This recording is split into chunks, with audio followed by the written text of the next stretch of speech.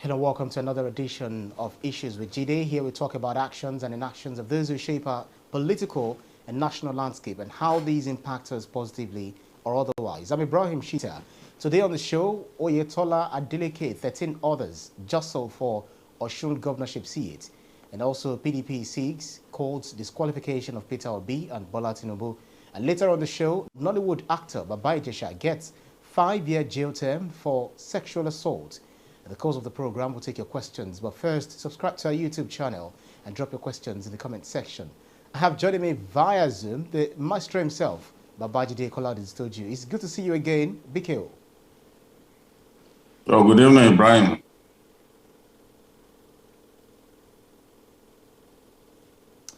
Right. So let's begin with the ongoing Osun election.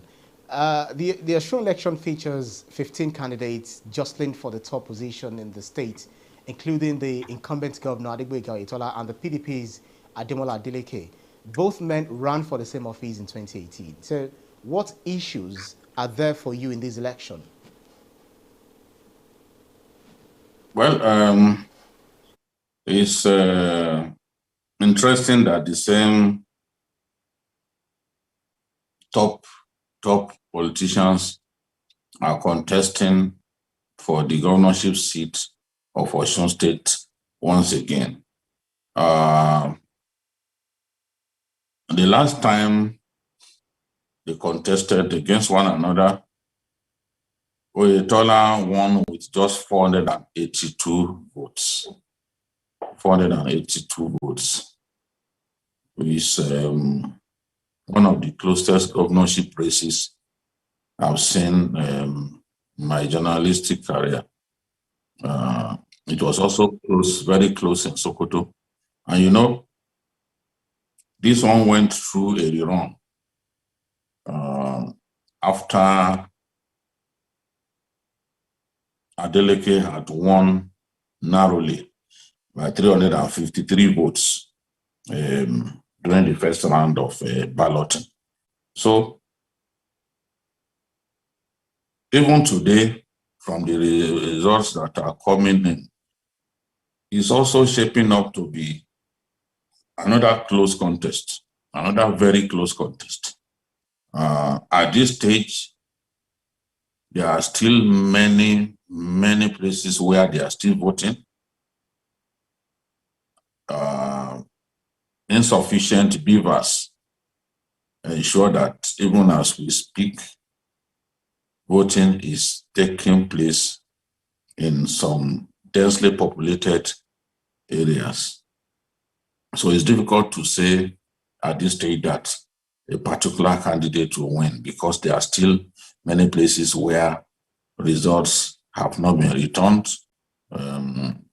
So you can't say a particular candidate is going to win, but all eyes are on the densely populated areas. Look at Eden North, for example, has 71,750 registered voters and 151 polling units. Eden South has 54,880 registered voters and 89 polling units. This is an area where Adeleke is habitually very strong. You expect him to take up to more than 90% of the votes cast in these areas because the people of it, they usually turn out en masse for him. So, and what we are seeing in Osogbo is a situation that many people didn't expect, but state capitals by their nature are very cosmopolitan in nature, and incumbent governments usually struggle in state capitals because of the cosmopolitan nature of state capitals. You will see that in Kano, the last governorship election in Kano, Ganduje was well beaten in Kano Municipal. but he won in so many of the rural local governments and the semi-rural local governments. In fact, they defeated Kwankwaso in his local government of Madobi. But it was not the same outcome that they got in the state capital. Governor Ganduje was well beaten in the state capital. So I'm not surprised at some of the results coming out from Osogbo. Is the nature of state capitals that the incumbent government will struggle, to win because of the cosmopolitan nature of the state capitals, and the demographics are usually more balanced, unlike what you find in some in rural settings.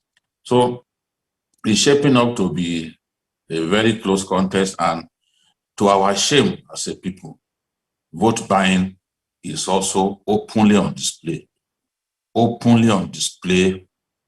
Our people, politicians appear to be unrestrained in buying the conscience of our people on election day. It's going on. The parties, the major parties are both involved. So it's not just a case of APC, PDP. They are all involved in this vote buying thing. It's like a disease that has come to stay. And I had the Oluwo of Iwo, the traditional ruler of the ancient town of Iwo, saying that no one can stop vote buying at this stage. This thing has come to stay with us, and it's painful. Elections are a lot more difficult to rig now because at the level of the polling units, results are tallied and announced. So it's making it a lot more difficult to rig elections. But politicians have found a way around it by simply buying votes. If they cannot win through the transparent process, then as far as they are concerned, there's nothing wrong in buying votes. So that's what we are seeing. I thought that we will be able to nip this in the bud during the governorship election in Osun State, given the way we complain about what transpired in Ekiti. But we are seeing an open display of the capacity of Nigerian politicians to buy votes in today's election.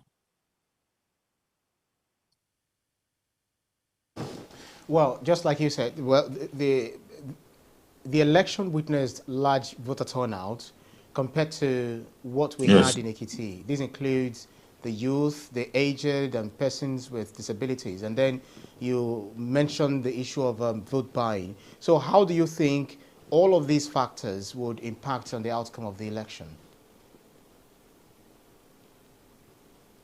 Our people have a history of not turning out sufficiently on election days.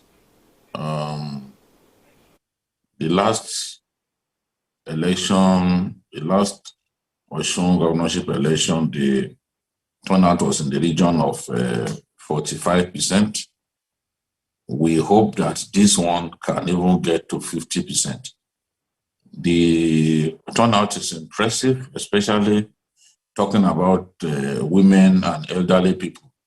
They really came out en masse to cast their ballots in this Osun State governorship election.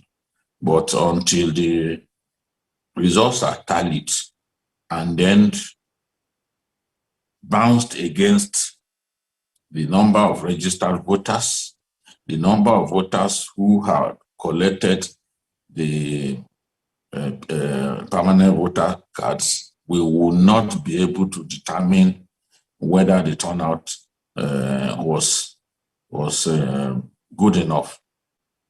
If we record turnout in excess of 700,000.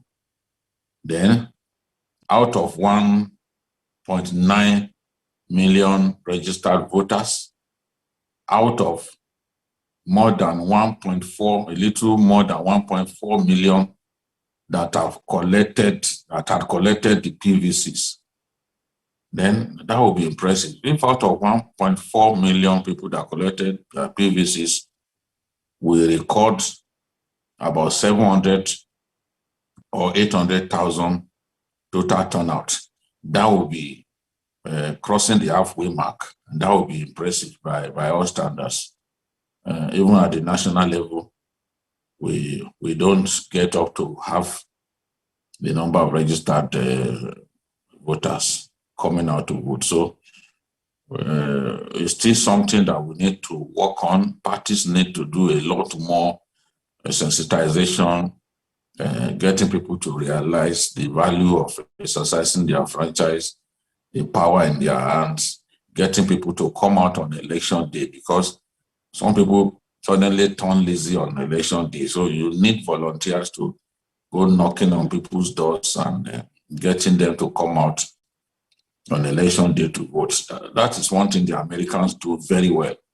They place great accent on what they call the get out the vote.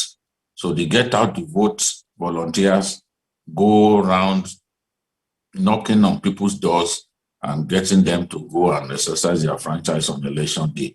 It is the party that does that effectively that usually wins an election. If you don't have a very effective get out the vote team, you are not likely to do well on election day. So compared to all other elections that we had in recent times, we have not exactly recorded any significant violence anywhere in any polling unit or local government. I'm not sure whether you have that same report. So what do you think is responsible for this? Could it be connected to the fact that the Nigeria Police Force deployed, or let's say the security agencies deployed more than 21,000 police officers to, for this election? Could it be that's the reason why we didn't have any violence, or it has always been characteristic of Osun State? No, I think the people and the politicians are deploying their strengths elsewhere. They've seen clearly now that it's a lot more difficult to rig an election.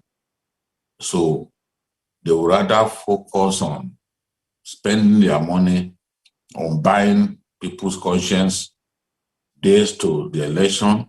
And on election day, I heard that here in Osun, that some people got money for rams. Some people had rams donated to them just so that they can slaughter during the last Salah. Some got rice, bags of rice donated to them as a way of warming themselves into their hearts, as a way of kind of working on them ahead of election day. So if you snatch ballot boxes, if you beat up people, the ballots will be cancelled in those areas, and results are not meant to be announced from those areas characterized by violence. So people have seen that it is futile to go beating up people on election day, to go snatching ballot boxes or do ballot stuffing, because at the end of the day, your ballot stuffing will amount to nothing.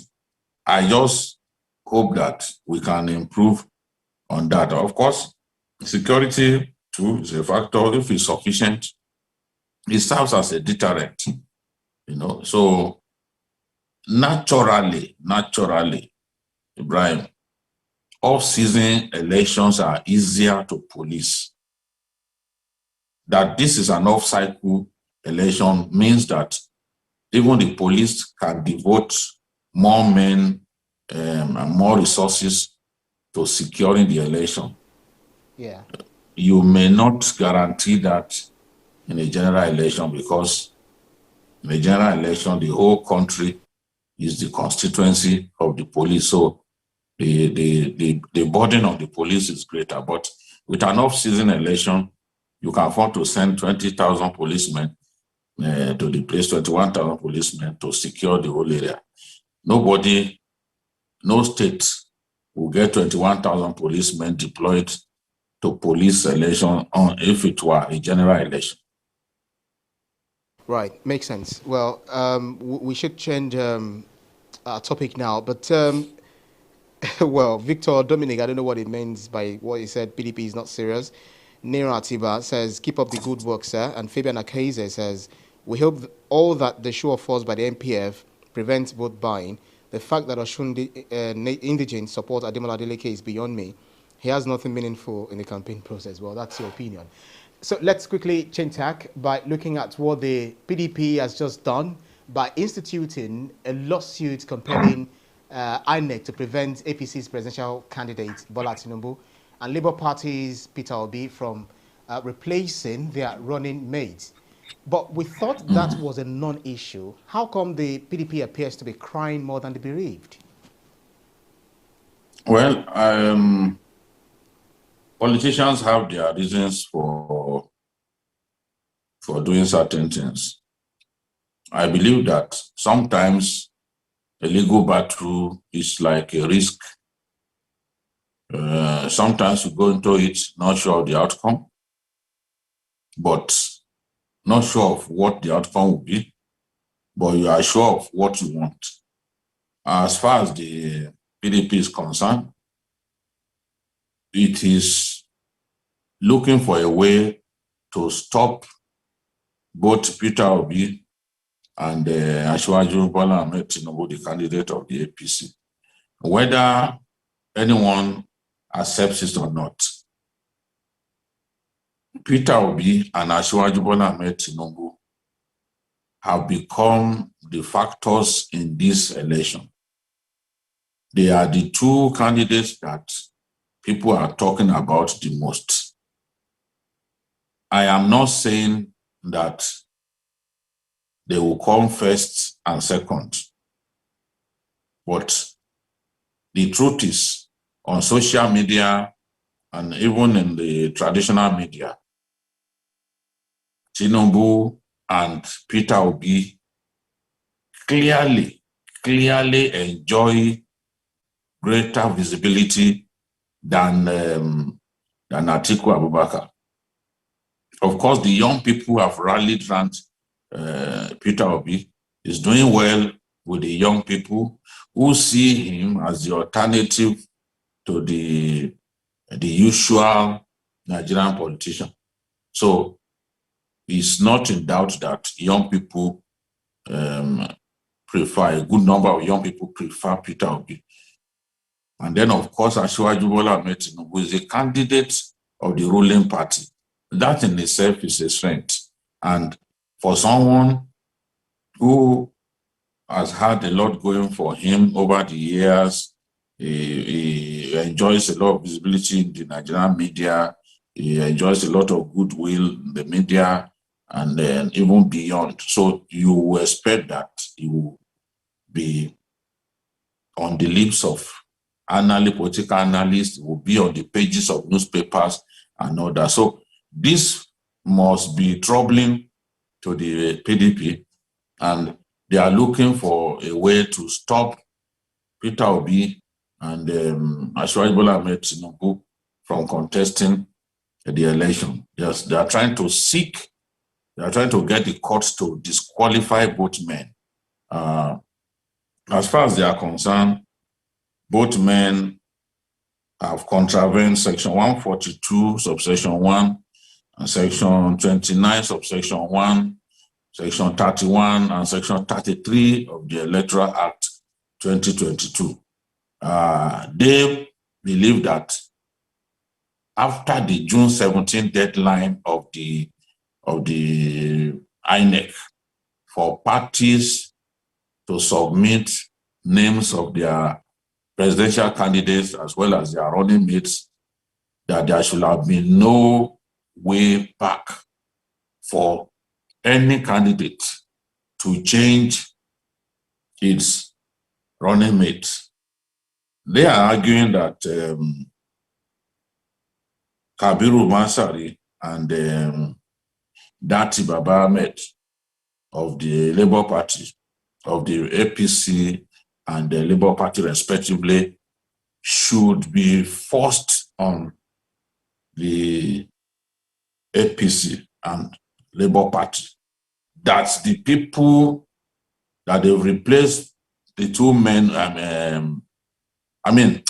They are saying that Kabiru Mansari and Donyo Okupe should be forced on the APC and the Labour Party respectively, because they were the people whose names were submitted to beat the June 17 deadline of INEC for the submission of the names of presidential candidates and their running mates. So as far as the PDP is concerned, it wants those men, those two men, Donyo Okupe and Kabiru Mansari, retained as the running mates of Peter Obi and Asiwaju Bola Ahmed Tinubu. And they are saying that if for any reason they don't want those men to remain their running mates, then they should be disqualified. And you know, without a running mate, a candidate cannot stand for election. That means you are not a candidate yet if you don't have a running mate.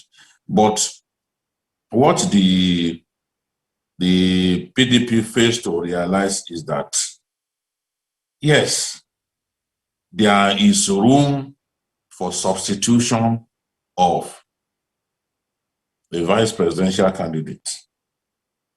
A vice presidential candidate can be substituted on account of ill health, on account of death and voluntary withdrawal from the race.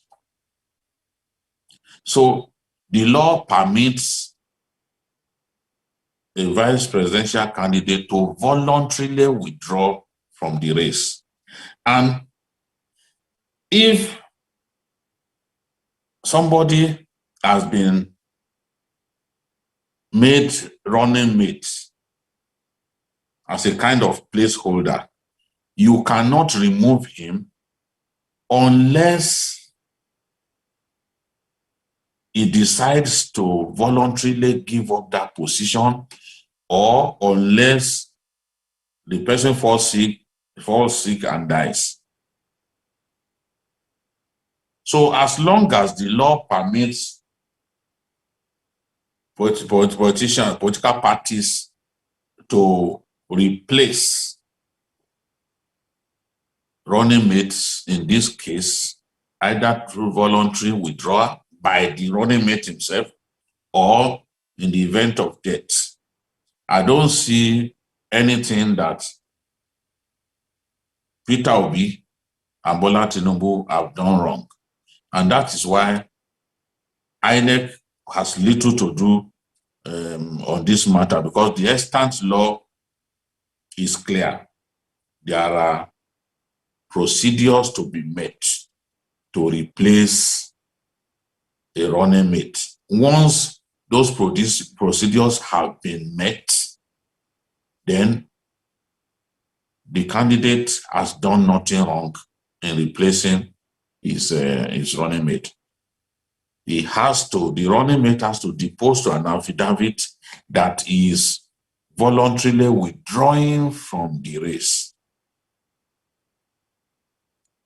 Our politicians exploit situations a lot. I personally do not think we should have anything called placeholder. But as long as the law permits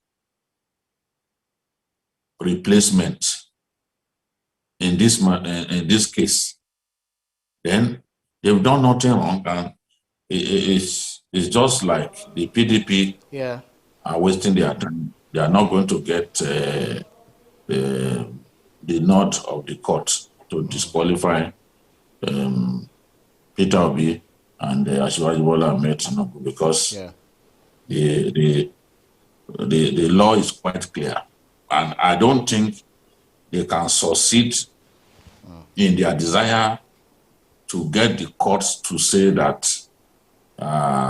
INEC was wrong in allowing those individuals to be replaced. Yeah, well said, BKO. Very quickly, before we go to our last topic, Fabian Akeze says, Nigerians should decide what they want. Do they want transformation or religious leadership? Competent leaders is what we need. I think he's bringing out, okay, AGK Enyi also says, I just pray Nigerians come to their senses and vote competence and not tribe or religion. I think these comments are coming against the backdrop of, the ongoing debate about the, religion, same religion ticket. How do you react to these very quickly? Well, I've said before that no one can argue that when you fail to pick a Christian as a running mate in a polarized country like ours, in a country sharply divided along religious lines like ours, people have every reason to believe, to say that, look, you are insensitive. And I can feel the anger of many people who felt that Asiwaju Bola Ahmed Tinubu should have picked a Christian. Of course, there are many brilliant Christians who would do a good job of assisting him if and when he became president. But this whole hoopla is caused by the fact that he is the running mate, he is the candidate of the ruling party. Many people will not even remember that in 2011, Nuhu Ribadu's running mate as candidate of the ACN was also a Muslim, Fola Adeola, but it didn't generate this kind of noise, maybe because people are not expecting Ribadu to win. But because Asiwaju Tinubu is the candidate of the ruling party, not a few Nigerians expect that the ruling party will win the election. So they are already imagining that, if the ruling party wins, then we are going to be saddled with a Muslim president and vice president. But I've said in the past that while I cannot decide for the candidate, while I cannot impose my own views on the candidate thinks that that is the best way he can win. And I cannot begrudge him because he has chosen to think that way. It's his cross at the end of the day. If he thinks that he can only win by picking someone from the Muslim North, that is his decision. That is the decision that he has taken. He wants to win. What if people like me convince him to pick a Christian and he loses? He's going to say we misled him. So a man is bound by the choices, by the decisions that he makes at critical times. And he should be able to stand by the decision that he has taken. I want to believe that Asiwaju took that decision because he thinks that that is the best route to victory. Time will tell whether that is indeed the best route to victory for him. But it is the decision, the decision as to who becomes running mate resides in the candidate. The candidate will do whatever he thinks he needs to do to win. This is my own opinion about this. It doesn't mean that I support the decision that he has taken. It doesn't mean that if I were in his shoes, I will have done the same thing. This is really not in my hands. It is his decision to make, and he will live by the decision that he has made. If he loses, it is not Babajide who has lost. So people need to realize why he took that decision. He is convinced that that is the best way that he can win the election, and the politician wants to win. This looks like the best chance for him. He may not get this kind of opportunity in future. So he desperately wants to win. And as far as he's concerned, picking someone from a large voting bloc is the best guarantee of victory. So maybe time will prove him wrong. No one can tell, but that is his decision. And I really don't want to go on over this. I have stated my opinion on this. A lot of people chose to misunderstand my point. You know, I'm a Christian. I will be a lot happier if you chose a Christian.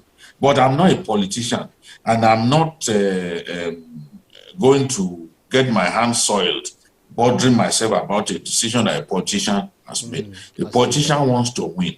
He thinks that if he takes that step, that is the surest guarantee of victory. So good luck to him. He's taking that decision.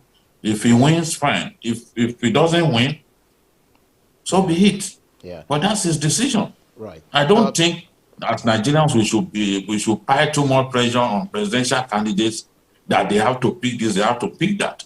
Atiku refused to take the advice of an advisory committee that chose Wike over and above others. Because at the end of the day, it is his choice. No one should decide who becomes running mate to a candidate. Because he needs the person that he can work with, that it was a guarantee of the loyalty of that person. Yeah. Right, correct, PKO. I think Antnam also agrees with you, saying that people who want Tinubu to pick a Christian want him to lose. They should mind their business and support their own candidates. Fabian Akeze also says here, if Peter Obi is elected as president, it will not make a difference because Nigerians do not want change, and Peter Obi does not have the competence to change Nigeria. Is an importer. That's his opinion. And somebody also, responded to him by saying, Fabian Akeze, you are against your fellow Igbo man. And then he went ahead to say that he's a Nigerian rather than being tribalistic. But because of our time, let's quickly delve into the last topic for today, which probably the last question. Yeah. After more than 12 months since his arrest and arraignment, an Ikeja Special Offences Court convicted the Nollywood actor Asiwaju James, known as Babajide, of sexually assaulting a 14-year-old minor. Did you see this coming? Yes. Yes, I think there were some things that I saw that got me disturbed. And in the course of the case, I saw Ijesha trying to argue that everything that he did to the girl was in line with a movie that they were shooting. And they were rehearsing for a movie and all that. But the same Ijesha was seen in an earlier video apologizing to Princess and begging Princess to forgive him. So if you and Princess were shooting a movie, if we were to believe the story that they were shooting a movie, why did you have to apologize to her? I mean, you've done nothing wrong by shooting a movie. If the movie, in the movie you were supposed to fondle a girl's breast and all that, as you wanted us to believe, then you shouldn't have apologized. Because in my view, the judges were not convinced about his story. His claim that they were actually, those scenes, as recorded by the CCTV, were actually meant for a movie. They were shooting a movie and all that. I don't think those judges were sold on that. And once they were not sold on that, because that was his biggest alibi.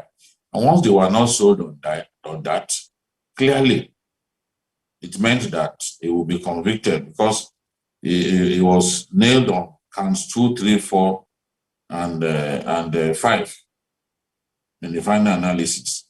I think that celebrities have to watch it. There is another actor that is involved in another rape case. I don't know when this all will be decided, but when you are a celebrity, you have to watch your actions. You have to be very careful not to fall into all kinds of traps. You know, Mike Tyson was jailed because a lady also complained that Tyson raped her, you know. So, and rape has assumed epidemic proportions in our country. So I'm in support of steps being taken to reduce the incidence of rape in our country. You can't, it just happens nearly all the time. Almost every minute somebody is being raped. We need strong laws to deter people from committing rape. Some not just rape, but go ahead to murder their victims. So this conviction sends a clear lesson to other people who may want to sexually manhandle young women just because they think they are big in the society. I saw the post by Iyabo Ojo, actress Iyabo Ojo, who was one of the people pushed hard for Ijesha to be put on trial. She said, Queen Mother, to all the girl child, and by being abused, never to all the girl child and boys being abused, never be afraid to speak up and speak out. This victory is for you. So she's saying that people who are eager to have her respond to the conviction. This is what she has said, that this victory is for those being abused. They should not be afraid to speak out so that abusers can get the punishment that they deserve. Babajide, I'm sure, will appeal. Maybe the sentencing will be commuted. Whatever, I still think that a valuable lesson has been learned, exemplary lesson has been learned. And those who are trying to encourage him, trying to treat the matter as a family affair, they should be ashamed of themselves, because this is why crime is rampant in our country, because we don't want to punish people. We are reluctant to punish people. So it's a good thing that this judgment has come and that it came within 1 year. You know? So it's a good thing. Hopefully, it serves as an exemplary lesson, not just to Babajide, but to others like him. Makes sense, Mikhail. Well, I'd love to read many comments here, but a lot of people are actually arguing over the elections, the election, the ongoing election, and then the 2023 forthcoming elections, general election. But that's our show for today's edition of Issues with Jide. Special thanks to you, Babajide Kolade-Otitoju, for those insightful analyses, as always. Thank you. We'll do this again next week. Thank you for your everything. Right. And thanks to you, to our audience, for always joining us on every edition. You can see the program again anytime by subscribing to our YouTube channel, TVC News. Click TVC News Nigeria. Click on the subscribe button to get the latest information. I'm Ibrahim Shita. Bye for now.